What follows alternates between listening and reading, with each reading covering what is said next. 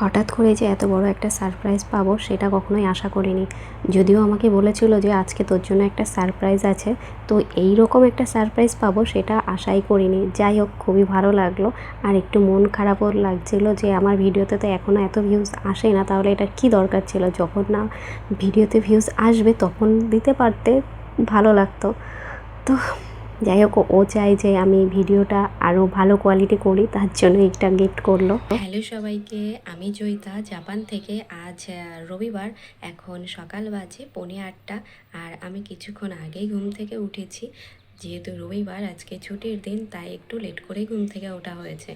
আর এখন প্রতিদিন তো আর ভিডিও করতে পারছি না, যেহেতু এখন কাজের জায়গা চেঞ্জ হয়েছে, মানে একটু দূরে কাজে যেতে হচ্ছে, তাই আর ভিডিও করা সম্ভব হচ্ছে না।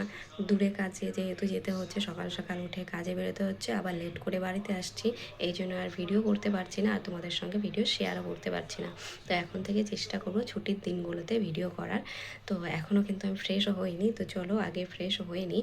আর আজ সারাদিন কী কী করি সেইগুলোই তোমাদের সঙ্গে তুলে ধরার চেষ্টা করব। তো আশা করব বেশ ভালোই লাগবে ভিডিওটা। তো স্কিপ না করে আশা করব ভিডিওটা সবাই দেখবে। তো চলো। এই যে ফ্রেশ হয়ে গেছি, ফ্রেশও হয়ে কিন্তু এদিকে চা বানাচ্ছি, তো চা খাবো। তো যদিও আমি খাই না, আমি তো চা খাইনি, আমার হাজব্যান্ড চা খেয়েছে, আর ও আমার জন্য ডিম সিদ্ধ করে রেখেছিলো, তো সেটাই খেয়েছি আমি। আর এখন তো ফিফা ওয়ার্ল্ড কাপ চলছে, তো সেটাই আমি আর আমার হাজব্যান্ড দুজনে মিলে দেখছিলাম। আর এইদিকে এই আয়নাটা আমার হাজব্যান্ড আগের দিন আমাকে গিফট করেছে, তো যাই হোক তাই একটু পোজ দিচ্ছিলাম। ভিডিও করতে বেশ ভালোই লাগে, আয়নার সামনে তো আরও বেশি ভালো লাগে। যাই হোক, এদিকে দুপুরে খাওয়া দাওয়া করে আমি আইসক্রিম খাচ্ছিলাম। তো আইসক্রিম খাওয়ে এদিকে আমি আর আমার হাজব্যান্ড একটু বাজারে বেরিয়েছিলাম। তো এদিকে কিছু কেনাকাটা ছিল, তাই বেরিয়েছিলাম। আর এই যে এই ঠাকুমাটাকে দেখতে পাচ্ছ, ইনি কিন্তু জাপানিজ। তো এখানে একটা জিনিস খুবই খারাপ লাগে আমার, যে বয়স্ক হয়ে গেলে পারে না এদের যে ছেলে মেয়ে যেই হোক না কেন, তারা কিন্তু আর তাদেরকে দেখে না। এই জিনিসটা খুবই খারাপ লাগে। যাই হোক, এখানকার রীতি এটা হয়তো, তাই জন্য। আর আরেকটা জিনিস কি, ওই যে ঠাকুমাটাকে তোমাদের দেখালাম না, উনি যে কতদিন স্নান করে না ঠিক নেই, এতটা বাজে দুর্গন্ধ আসছিল। সত্যি কথা বলছি, এখানকার মানে জাপানিজ যারা বয়স্ক মহিলারা আছে, বয়স্ক মহিলা বলে না, মানে যারা বয়স্ক আছে তারা এই রকমই হয় শুনেছি আমি।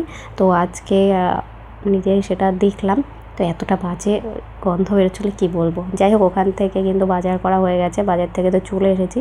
তো এদিকে এসে আজকে বানাচ্ছিলাম চিলি চিকেন। তো এই যে আমি চিলি চিকেন বানাচ্ছিলাম, আর আমার হাজব্যান্ড এদিকে আমাকে ভিডিও করে দিচ্ছিল। তো এইদিকে কিন্তু প্রথমেই আমি অল্প কিছু ভেজে নিচ্ছিলাম, ভেজে আগে ওকে বললাম যে তুমি একটু খেয়ে ট্রাই করে দেখো যে লবণ টবণ ঠিক আছে নাকি, তারপরে বেশি করে ভাজবো, নয়তো আবার লবণ দিয়ে ভালো করে ভাজবো।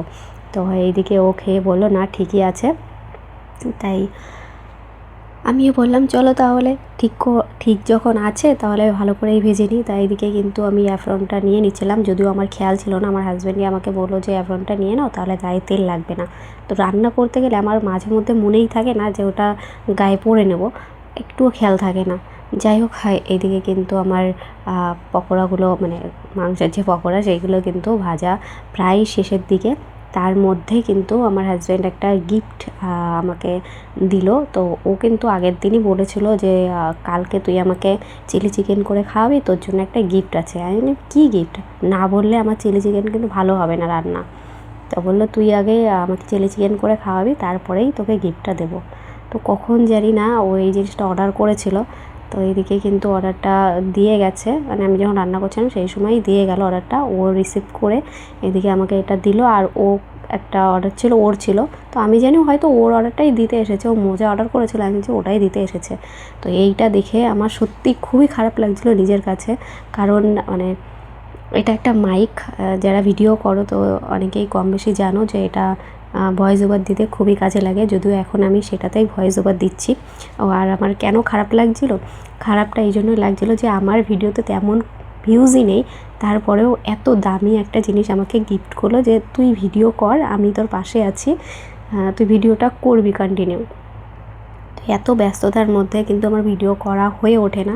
যাই হোক, ও যেহেতু দিয়েছে গিফট হিসাবে, তো আমি কিন্তু খুবই ট্রাই করব, মানে নিজের বেস্টটা দেওয়ার ট্রাই করব, চেষ্টা করব যে যতটা সম্ভব ততটা চেষ্টা করব আমার তরফ থেকে ভিডিওতে। তো যাই হোক, আমার একটু খারাপ লাগছিল যে আমার ভিডিওতে এখনও এত ভিউজও হয় না যে তুমি এই জিনিসটা কিনে দেবে। আমি ওকে এটাই বলছিলাম বারবার যে কেন তুমি এটা কিনলে, নাও তো কিনতে পারতে, পরে কিনে দিতে যখন আমার ভিডিওতে মোটামুটি ভিউজ আসতো সেই সময় না হয় কিনে দিতে, তাহলে আমার বেশি ভালো লাগতো। তো ও আমাকে খুবই বকাবকি করছিল, বলছিল না এইটা নে, এইটাতে ভালো ভয়েস দিতে পারবি, তাহলে তোর ভিডিওতে ভিউজও ভালো আসবে। জানি না কবে ভিউজ আসবে না আসবে, যাই হোক এদিকে কিন্তু তোমাদের সাথে কথা বলতে বলতে আমার রান্নাও পুরো কমপ্লিট হয়ে গেছে। এদিকে চিলি চিকেন বানানো হয়ে গেছে। তারপর এখানে তো অবস্থা খুবই খারাপ হয়ে গেছিলো, গ্যাসের নিচে যে পেপারটা পাতি সেটাও আনা হয়নি, ওর জন্যই ওই দেখতে পুরো তেল হয়ে গেছিলো। যাই হোক পরিষ্কার তো করে নিয়েছি, পরিষ্কার করে নিয়ে এদিকে চিলি চিকেন বানানো হয়ে গেছে, সেটাও তোমাদেরকে দেখালাম। আর ওই যে আয়নাটা গিফট করেছে আমাকে আমার হাজব্যান্ড, তো সেটাও তোমাদেরকে দেখালাম, ওটা কদিন আগে আমাকে গিফট করেছে। যাই হোক রাতে তো এদিকে পরোটাগুলো বানাচ্ছিলাম, আমি তো পারছিলাম না পরোটাগুলো বানাতে, তাই আমার হাজব্যান্ডই বেলে দিচ্ছিলো, আমি ভাজছিলাম। তো যাই হোক এদিকে কিন্তু আমাদের পরোটা ভাজা হয়ে গেছে, রাতও অনেক হয়ে গেছে, এবার দুজনে খাওয়া দাওয়া করে শুয়ে পড়বো। চলো টাটা, দেখা হবে নেক্সট কোনো ভিডিওতে, ততক্ষণ